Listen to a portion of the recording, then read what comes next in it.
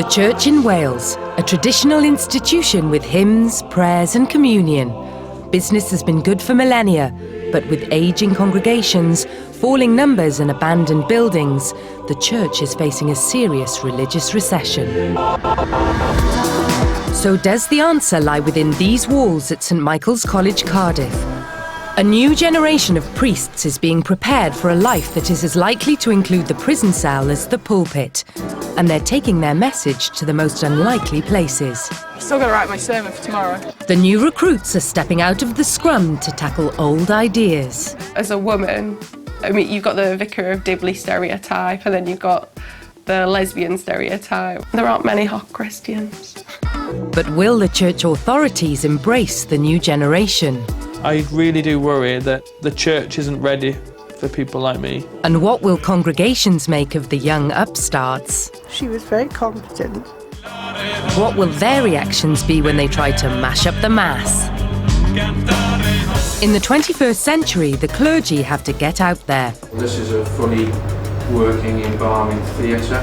But will the new kids at the altar get their dog collars? Talked about leaving. Yeah, itchy feet. Tonight, Hugh's put to the test at Cardiff Prison. Just don't want to cock it up. Second-year Lorraine has important guests to impress. I'm starting to get really nervous now Archbishop Rowan and Archbishop Barry are here. And Steve's getting his hands dirty. It concerns me in some ways that people don't really know about the Easter story. They don't really know about the symbolism of what we're doing. This is the roller coaster ride of the Vicar Academy. We've been given unique access behind the scenes for an entire year at the Church in Wales' own college for training vicars. These students will face a unique set of challenges. A third of the clergy are about to retire. Congregations have dwindled and buildings have closed. A major part of their 3-year degree is Bible studies, which they need to know chapter and verse. Assess the presentation of Jesus' relationship with the Roman authority in the Gospels. Something else. Third-year student Stephen is one of many facing the final test. And he has a rather unusual solution to the challenge. I've forgotten it all. There you go. It's everything you need. You're not taking that in. That's just rumours that you can't take notes in, you know that, don't Is you? it? Yeah, you can take the Bible in as well. And if bending the rules fails, there's always divine intervention. But the students are also expected to be familiar with all the practical aspects of the role of the vicar as well. Today, a group from the college are visiting Thornhill Crematorium to get an understanding of the practicalities of the funeral service and to make sure they don't make any mistakes when it matters most. Roger Swan, the crematorium manager, shows the students round and points out those all-important buttons. You just press the play button on there, the hymn will start, play the way through and stop by itself. The schedule then will jump down, ready for the next hymn or piece of music to play. And also then when you're ready for the committal curtains, it's just pressing down on the button there and the curtains will close around the coffin that's on the trolley there. Some people aren't keen on seeing that at the end of the service and then having to get up and walk away like that. They prefer the coffin to still be sort of visible. What has second-year Hugh Bryant got out of today's visit? We've got to get used to coming to these places and know our way around them and know what happens. Because when you visit the families, they may have questions as well. So it's just part of the development of that. But knowing where the buttons are and which ones to push, showing you saw there was 2 different controllers there. You don't want to close the curtains when you're supposed to be starting the hymn. To get an understanding of how the religious and the practical come together, the students are also sent on placements to schools, hospitals and care homes, where they're mentored and assessed by experienced clergy. Steve Bunting is under the close eye of none other than the Bishop of Swansea and Brecon. Single dad of 3, Steve has to juggle family commitments with study at the college. He's also turned his back on a successful career as a banker to become a vicar. These are my Employee of the Month trophies. It's just a reminder to me that this was another life before the one I'm leading now. With Easter being one of the busiest times of the year for the clergy, Steve's getting a taste of the hectic schedule of a bishop. Today he's finding out about a modern twist on the traditional Easter story. This morning we're in Swansea Market in the Swansea city centre, and it's Maundy Thursday, which is the day where we remember that Jesus washed his disciples' feet at the Last Supper, which we'll celebrate in church tonight. And traditionally we wash people's feet because that's what Jesus did at the Last Supper. But here in Swansea, the bishop and myself are here shining people's shoes instead of washing their feet. And as part of that, we're asking for donations for the Lent Appeal charities like Maggie's Cancer Care, things like that. So people get attracted to see a bishop in his purple robes washing people's feet while shining their shoes. Here we go. Thank you very much. It's not long before Steve's rolling up his sleeves and following the bishop's example. Oh, no. Come here. Just come round to here. It was just last week. Come here. There we are, let's have this one. Oh, it's good, isn't you? Look, gonna find somebody to take you out tonight now. That's lovely. Thank you. No worries. Christianity tends to do a lot of things behind closed doors, and it's not the way Jesus did it, and it's not the way we should be doing it. So we should be taking this opportunity to be out in the city centre, being seen, being faithful, doing acts of service to attract people, and then maybe people might be encouraged to go along to their local church tonight. Don't think, hang on, don't you get away with it. Come here, you can have these done as well. Oh, go out dancing. I'll cut the book with it on tonight. There we are, look at that. As good as... But what does the bishop make of Steve's efforts? He's somebody with a very good public face. He mixes well with people. He's also got a love for the faith deep in his heart, but he demonstrates that through getting involved with people where they are, and that's essential. Yeah, it's been successful. We've had quite a lot of people coming through, lots of opportunities to chat to people. We've had people from Swansea, people from Devon, people from Minnesota. Most people are quite interested in what we're doing. You know, I suppose it concerns me in some ways that people don't really know about the Easter story. They don't really know about the symbolism of what we're doing. People have come over and just asked, why is he doing that? But for me, that gives us an opportunity. It's all an opportunity to be able to tell people. So the less people know, the more opportunity we've got to tell them. So that's all, it's all good. In a previous life, Steve was used to handling larger sums of money. But the contents of the charity box probably means more to him today than any big deals in his former career. Back in Cardiff, plain-speaking Roz is not the average trainee vicar, and recently she's had her doubts about staying on the course. It'd just be so much easier just to do something different. Prop forward Roz has thrown herself into the world of the rugby club to get away from her college doubts. But sometimes her troubles on the course spill over onto the pitch. Some training sessions I get really annoyed at myself because I won't be able to train properly because I'm frustrated about whatever. We had a match against Neath. It was my first time propping. I'd had a really stressful day. It's on Sunday, so you know what happens in church sometimes can reflect, and I think it was I didn't enjoy the service, or I disagreed what was said, or something had happened, and I was just like, when I got to the match, I couldn't switch on, and I was so annoyed. The best way to be is to leave everything and just be playing the game.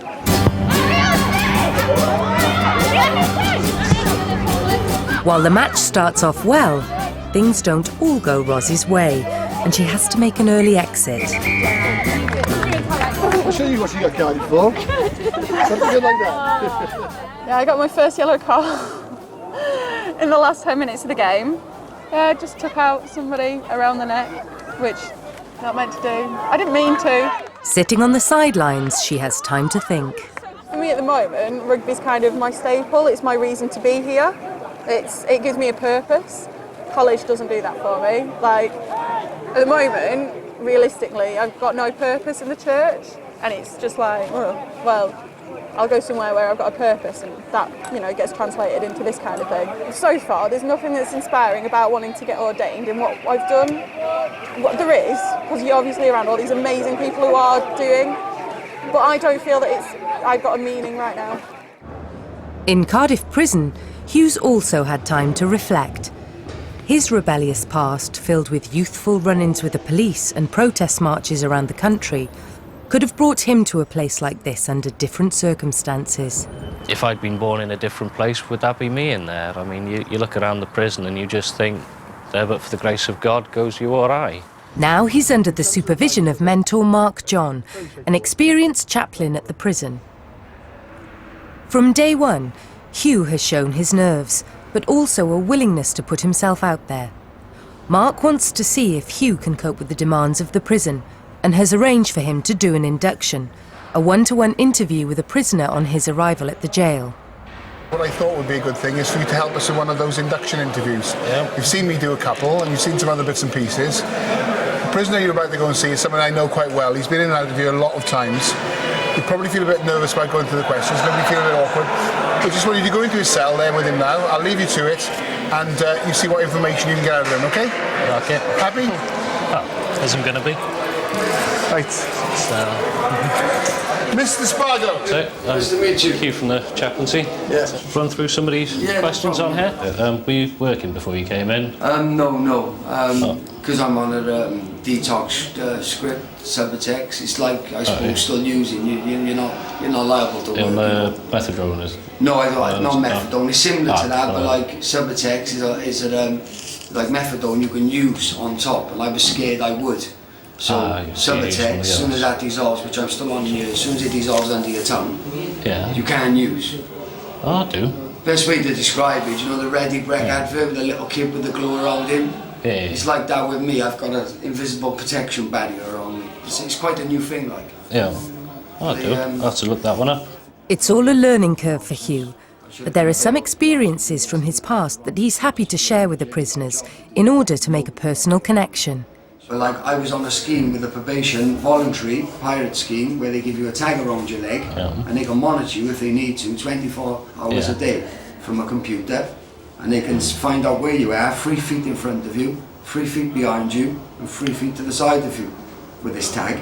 Yeah, I had a mate who was on one before. They always used to try and drag him out of his house to set it off. Yeah, that's a different one. That's a Seiko one. That's a curfew one. This is the one that just tracks you everywhere. 24/7. So if they come and said, right, you've done a burglary at the beginning of the month at so-and-so, they can go back on the computer, the prolific team in probation, and say, no, it wasn't him, or yes, it was me. Well, I mean, if there is any help you do need, then, I hope you do feel you can ask, or anyone in the chaplaincy team will come over and have a chat. I know that, yeah. Sister Yvonne, is Sister Yvonne still there? Sister Yvonne, yeah, I think she's still knocking around as well. But she was the first one there when my daughter died. All right. Because even though I was out and I tried to save her, about 5 days later I went silly, got stupid drunk, and I've never drunk to this day since, there you go, but I ended up finding myself over here for a week. Sorry, that's one of the things I got done for. Well, we all get our flaws, innit? We all get done for something at some point. Again, Hugh's unfazed by sharing details of past experiences to gain trust and to build bridges. I'm in here for a week, but, as you said, might see you outside, but Mark will be here all the time anyway. Yeah. Thank you, Hugh. Thanks very much. Thanks very much, mate. Cheers, bud. Thank you. Bye. He seems to know the system a lot better than I do, and I think he was teaching me half the time. They need help not locking up, so hopefully between chaplaincy and then when they get out, not just churches but secular charities as well, maybe we can do some good and help break the cycle. Having spent the morning polishing shoes for charity with the bishop, Steve's travelled to Brecon Cathedral for a more traditional take on Maundy Thursday. Whilst fundraising in Swansea Market provided a modern way of getting out to the community, the evening service shows Steve the traditional side of the church. I've been taking part in small cathedral services, but never a service of this size and this kind of fussiness, for want of a better phrase. I'm doing various bits and pieces. I'm serving at Thoroughfare, and I'm washing feet and having feet washed, all in one service. So this is brand new for me, so it should be, I'm quite excited about it. The service is one of the most poignant during Easter and involves members of the congregation having their feet washed.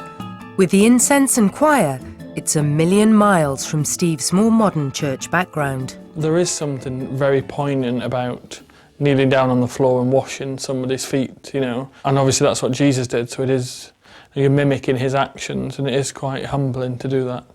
I suppose before the service you have a bit of a laugh and a joke about, have you washed your feet, you're messing about, that kind of thing, but when you're actually doing it, it is a fairly sombre thing to do.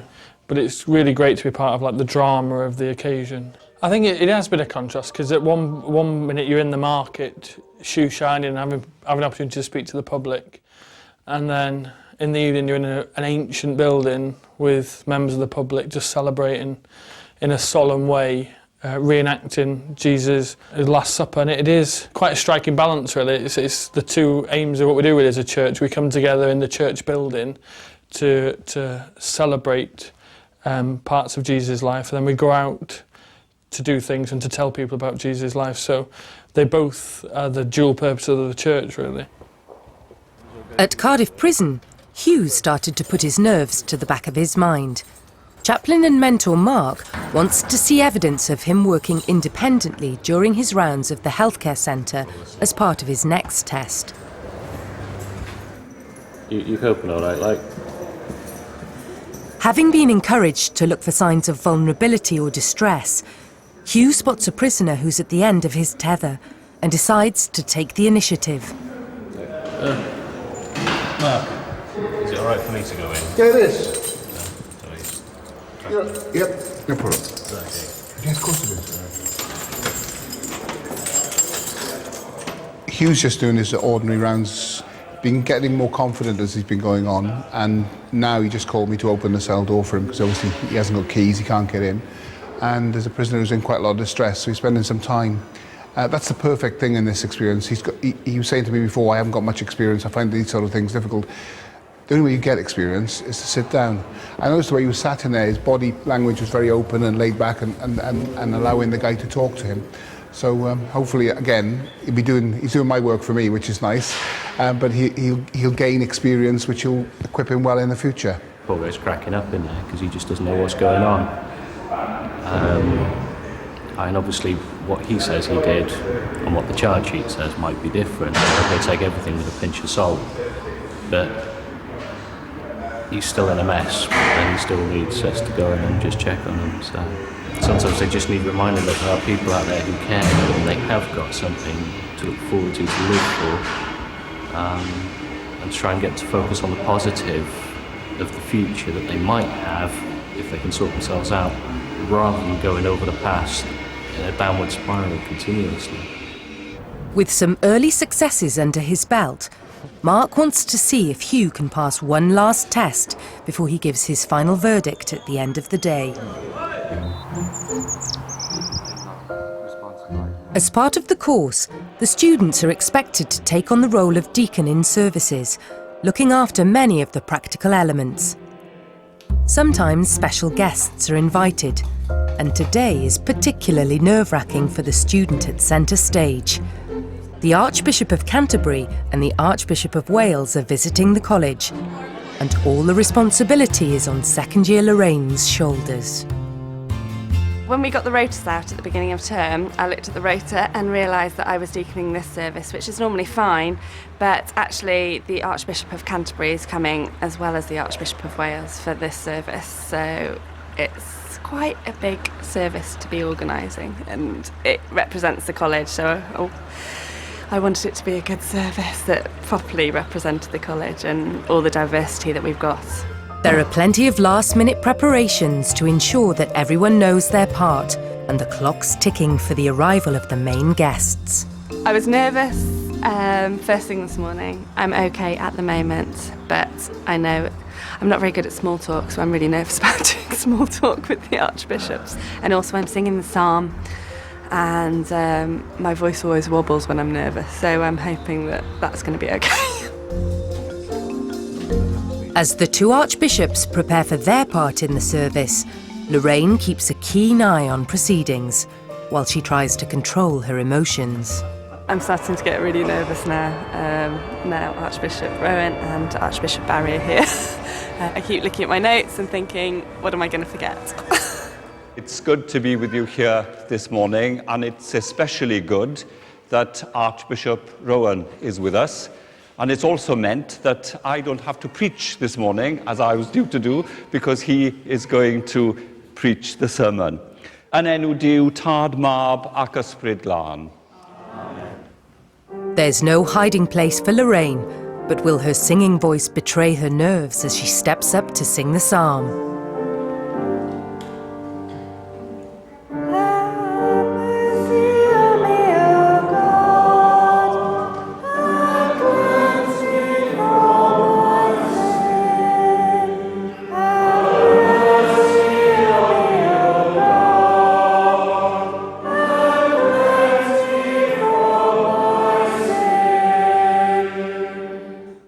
With the psalm having gone well, Lorraine and the rest of the students can sit back and listen to a specially tailored sermon from the Archbishop of Canterbury. I used to teach in a theological college, and indeed I was in a theological college. Some people feel their spiritual life goes to pieces once they're ordained. But what all that is about, of course, is that the pressure of being in Christ is always taking us in the direction of Christ. Where he is, his servants will be. Trying to learn how to trust that he is ahead of us, even when we don't see the way. And trying to trust that he is at work in us, even when we can't begin to see how. I've never done with believing in God. I've never fully learned how to believe in God. Every day of my life, I am learning how to believe in God.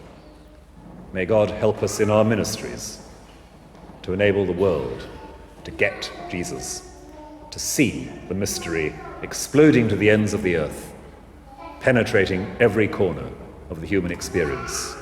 Amen. The end of the service is an opportunity for the students to take advantage of the ultimate Anglican photo opportunity, and for Lorraine to breathe a huge sigh of relief. I'm really glad it's over. It's such a relief. I really enjoyed the service. It was really good. I would be looking forward to a glass of wine, except I've given it up for Lent, so... And as Lorraine celebrates without alcohol, both archbishops think back to their own college days at a very different time. I was in theological college 40 years ago, believe it or not. And what amazes me is that it never crossed my mind that there were no women training for ministry. And since then, of course, I'm convinced that that's the right way. And I think it's been a very interesting trend in the last 5 to 10 years that the average age does seem to have gone down again. Yeah. And that's important in role modelling for younger Christians. It's important in getting a sense that we have people who are taking a long view. They're prepared to be giving the rest of what could be quite a long ministry. That's right. And before they disappear, there's just time for God's team photo with both captains at centre stage. In Cardiff Prison, it's time for a quick fag break. Hugh is really getting the hang of things, but mentor Mark wants him to face his toughest test. On a previous day, Mark had to break the news of the death of a grandmother to a prisoner, and now it's Hugh's turn to follow it up. In terms of the guy with the bereavement, really just check up how the week's been, how he's feeling. Does he know when the funeral is? Get the information of him. Right. Fairly straightforward. No problem. You don't need no expertise to do that. You can go on 101 courses about how you do bereavement counselling or whatever, but it's actually just listening to the guy and just responding to what he's saying and how he's feeling. So I just don't want to cock it up. No. Something like that. You cock up. He seemed quite willing for you to talk to him. So there's a will. He's not putting into something that somebody doesn't want to do or whatever. Just checking up. It's just what we do naturally after a couple of days, just check up on someone and see how they are. You can mess up 101 things as a vicar, but you mess up a funeral or a bereavement. No, don't want to do that. That's right. Well, you know that, so you won't, will you? Serious. You know that, so you won't. And you're not overconfident. It's overconfidence, look at it. With apparent nerves, Hugh faces his most challenging test, and one he feels ill-prepared to deal with. He knows full well that all his previous good work will count for nothing if he makes a mess of this. I'll just have a chat to Hugh, all right? All right. Sorry, Bill. So, and I know it's a difficult situation for you, but it's just useful for my training to see sort of how you deal with things like that in here, because it's not easy, is it? It's not, no. It's just it's one of them things to deal with when you're in your...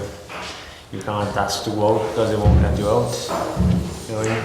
Oh. So just basically, the funeral's tomorrow. Everyone's a bit sad about it. I'll visit my brother tomorrow in here. And we'll have a chat and take it there. So all I can do is buckle down and get on with it. Because she was ill. She had cancer in her throat and various other things. So it doesn't matter how expected it is, no, but exactly. Once you get that news, I mean, it's still... It is a bit sad, yeah. I was shocked, so. But I knew there was something up, and I seen a partner at the door, and say, got some bad news. I knew something would have been happening with my granddad. I didn't do anything, I was just upset, depressed, can't sleep now for the last couple of days, thinking of what's going on. All my cousins are going to be there, all my uncles, aunties, they're all going to be in the funeral. and I'm going to be in here, stuck in for another 6 weeks until I go back to school. So it's just 6 weeks you go now, is it? So at least it's not too long, like. No, it's not too long. It feels like an eternity when you're doing it, I'm sure, but. My father said that when you get out, just make sure you go and see his grave and put some flowers down. And that's what we'll be doing anyway. We'll pray for her, light a candle, say goodbye to my own work, because it's tomorrow, the funeral, and that's all I can do. And I'll take up the prayers myself, you know. Thank you very much. With some of the most difficult encounters at the prison under his belt, Hugh's placement finally comes to an end. But what does he make of the experience? And would Mark welcome him back with open arms? Righto then, you. Yep, thank you very much. Thank you very much for the week. Oh, if you ever want to be a prison chaplain, come and see me. Well, I might see if I can come back for another placement, maybe. But it'd be nice. It'd be good. It'd be good to have you here. So we've had a good time, and I hope you've enjoyed yourself. Oh, thanks very much. Take care, bud. Cheers, bud. Bye. It's going to take quite a while to process it all, I think. I mean, you've got the extremes. You've got the guy whose grandmother died, and he just gets on with it, brave face on. Whereas you open another cell and say, "Hello, chaplain, how are you getting on?" and they just burst into tears. And you just got the generic question of how do you deal with grown men crying? If he was working in Cardiff, I'd be happy for him to come and work in Cardiff prison with me. That's not to say. I just feel at this stage in his ministry, he feels called to work in a rural environment, and that's something that he should treasure and get on with. We have to deal with the fact that we are there for everybody, and regardless of whether they're a Christian as well. The Anglican Church is probably unique in that our parish system, we are there for everybody. We have legal duties to everybody in Britain, regardless of what they think of us. As the Easter term comes to an end, rugby-loving Roz is trying to make the toughest decision of her life, whether she's going to stay on the course. Today she's come to a conference that may allow her to combine her twin passions, God and rugby. There's a serious need for sports chaplaincy, and they're trying to spread it out and get as many people involved as possible. I think there's a serious need for pastoral support and just a caring person who's there, who's neutral, not part of the coaching team. They're purely for the holistic needs of the players, like be it amateur or professional level. It's my great loves all boiled into one thing. So that, if I can fulfil that, then I'd be just really happy. For Roz, there's just one big drawback to sports chaplaincy. It's currently not a career funded by the church. It's not a full-time job. Unfortunately, the church hasn't always been sports savvy. It'd be great to just do voluntary work all the time, but it doesn't pay the bills. Whilst the day has been a success for making contacts within sports chaplaincy, time is ticking for Roz. The college authorities need a decision, and she's going to have to think long and hard over the next few days. Next time, the students let their hair down at the end of year celebrations.